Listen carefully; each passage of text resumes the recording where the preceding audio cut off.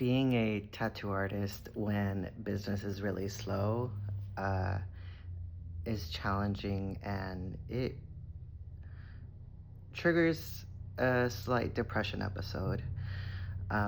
Haven't been posting Flash, haven't been making Flash until yesterday. But I wanted to just come on here so I could show my face, remind you guys that I am alive. And I'm still making art, but I am making art that helps me further um, align with my artist identity. So I wanted to show some art that I've made lately that is not related to tattoos. I am currently taking an art class at Santa Monica College, and the first assignment was to make 10 things in 7 days. And it just completely breaks open your creativity with the right amount of pressure, and it forces you to make more than one thing per day. And the only prompt was to make a thing, and it has to tell people something about you. So here's what I made. Actually, not all of these are from that class, but these are my favorites. So I made this fake product, very inspired by Julio Torres' Problemista. You know the drink they drink when they want to freeze their insides? So this is a drink, New Genesis, Reset, Renew, Rejoice. And the concept of this is that when you drink it, it cures you of all chronic mental health disorders. So I'll read to you the label I created. I created the labels, the warnings, all of it. And so New Genesis Technologies offers a revolutionary ephemeral solution for those who suffer from chronic and or severe personality disorders of clusters A, B, and C. New Genesis beverage is the only medicinal drink that resets neurological pathways and renews neurotransmitters' abilities to make new connections. Rejoice in your newfound way of thinking and thriving. Please enroll in our New Genesis subscription program to avoid synaptic pruning and cognitive regression. The warning labels are so funny in this. I put, please do not place beverage in direct sunlight. Consume responsibly. Limit to 1 bottle per month. Keep away from children, pregnant individuals, elderly over 65. Do not consume if you are sensitive to mind-altering drugs or if you have a history of brain injury. Drinking more than 1 drink per month may cause anterograde amnesia, addiction, severe dizziness, vomiting, migraines, high blood pressure, seizures, strokes, convulsions, death, or trigger hereditary neurological disorders of cluster type A. So, as you can, and the ingredients are so funny. I included, like nanobots and ayahuasca, datura juice, mercury, just like really crazy things. But I did intense research on like every single ingredient. Some of them are fictional, but basically the point of this juice is that the ingredients cause you to die and then resurrect you. And then you come back anew. Your brain is sparkly clean. This one was super fun to make, and I've not put it to any use besides just for fun. But this was something that was extremely fun to make, and again, not anything related to tattoos, just making something that felt fun to make. Maybe the order I show them is just by like how fun they were to make. So the next one that was fun but so labor intensive, especially since I only made it in 2 days, was this I call it the Voyeur's Advent Calendar. And what I love about this calendar is that I made it so that every slot opens and tells a little story of what's happening inside that apartment. And what's great is that all of these are related to each other. So, there's, an old lady that's, hitting the upstairs room with a broom, and it's because someone is jamming out to Bad Buddy.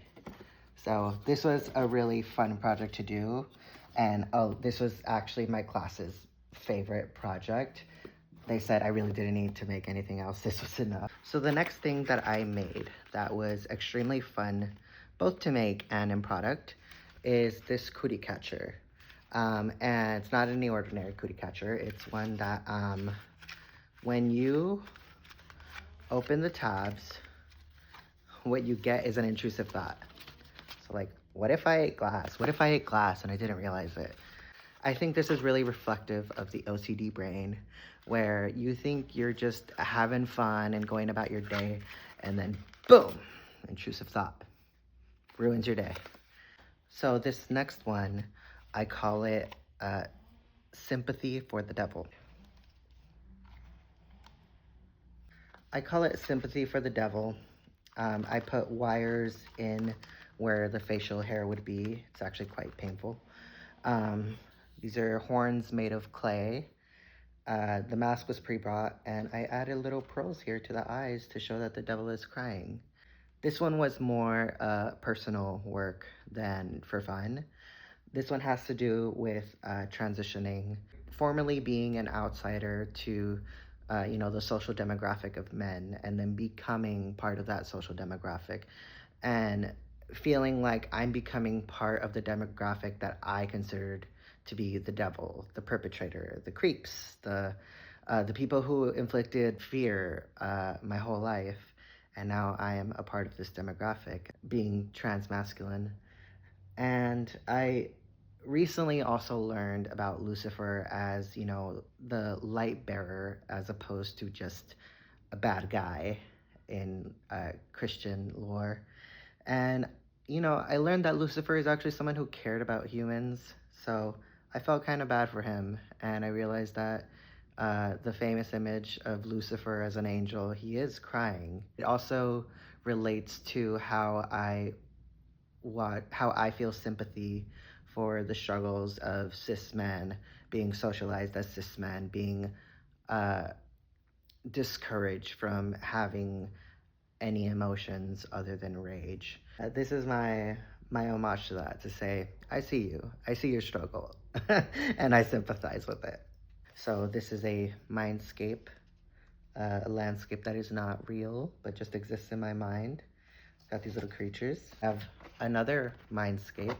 This is while I was looking for my North Star, looking for more alignment with my art as an artist, and just kind of like going on this journey, not really sure where it goes, feeling alone in it, and just also enjoying the view along the way. This is a still life from um, the hotel room where my partner and I were staying at in Ireland, which is where we got engaged. So it's a very uh, warm picture full of, just calmness and joy. There's nothing nicer than just like a healthy breakfast and a book. This one is this one was a study of a painting that I saw at a restaurant right after my partner proposed to me. And I saw this painting on the wall, and I wanted it so bad, but it was 1,500 euros, so I couldn't have that. So I just made my own version of it. Lastly, this was actually the first painting I made for this project. It was the least fun to do. Um, I actually just made it because I felt like this canvas was something that could be wasted and just kind of used as trash. It was actually initially broken, and so I decided to just paint it and use heavy body acrylic to cover that up. This was, I think, very indicative of the emotional state I was in when I started this class, where I was kind of panicking and didn't really know what to do. I felt very confused and had a lot of fear. And yet I was going to find what felt right. That's the start. And it's going to become tangible. It's going to become real. So those are only a few things I have made. I have been working on, sculptures and also small flash, large flash, but they are not ready yet. But I just wanted to come on here to say that I'm still here. I'm still making art. I still plan to come back. I'm so sorry I haven't been as active on social media.